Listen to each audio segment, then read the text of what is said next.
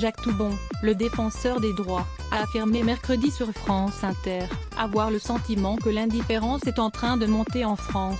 Le défenseur des droits publie mercredi 11 avril son rapport annuel sur l'année 2017. Il montre que le nombre de saisines a augmenté de 7,8% en un an, avec près de 94 000 dossiers en 2017. Sur France Inter mercredi matin, Jacques Toubon est venu apporter de détails sur ce rapport. France Inter, quel portrait de la France de 2017 se dessine à travers tous les courriers que vous recevez? Jacques Toubon, un pays qui, manifestement, souffre d'un retrait des services publics. L'accès aux droits semble rendu plus difficile par le fait que l'accès aux services publics est plus complexe et plus rare. Il suffit de lire les journaux le matin pour voir que, dans telle ou telle commune, a fermé un centre de sécurité sociale ou un bureau de Pôle emploi. Ceci ne peut pas être pallié par la dématérialisation parce que dans la dématérialisation, il y a quelque chose qui n'est pas accessible pour une partie des gens. Et puis, il y a des mots collectifs qui sont simplement les mots d'une époque. Repli, identitaire, inégalité, où nous avons le sentiment que l'indifférence est en train de monter. D'une certaine façon, le défenseur des droits est une arme anti-indifférence. Nous disons, voyez les choses et ne faites pas comme si elles étaient invisibles. C'est le titre de l'éditorial de ce rapport. Ne détournez pas les yeux.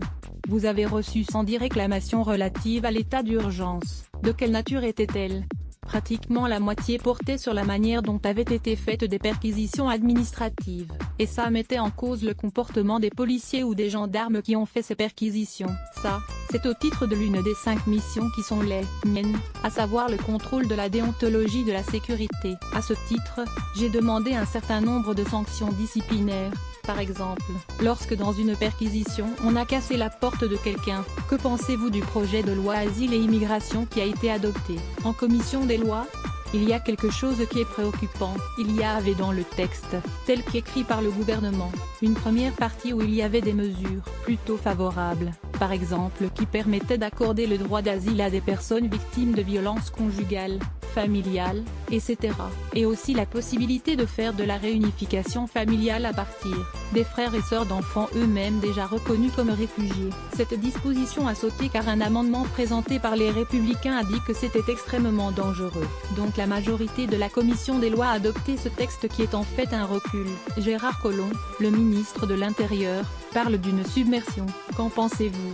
Dans un pays comme la France de 67 millions d'habitants, le fait que nous ayons comme l'année dernière 100 000 demandeurs d'asile, nous sommes au même taux d'immigration qu'il y a 40 ans, signifie qu'il n'y a pas du tout d'envahissement, il n'y a pas du tout de submersion. On fait du phénomène migratoire un drame, un traumatisme, alors qu'on pourrait parfaitement le traiter par l'accueil. On ferait 10 centres comme celui qui était à la porte de la Chapelle, à Paris, avec une politique d'accueil, qui ferait qu'aux yeux de la population, l'immigration n'apparaisse pas comme un problème ni même comme un drame.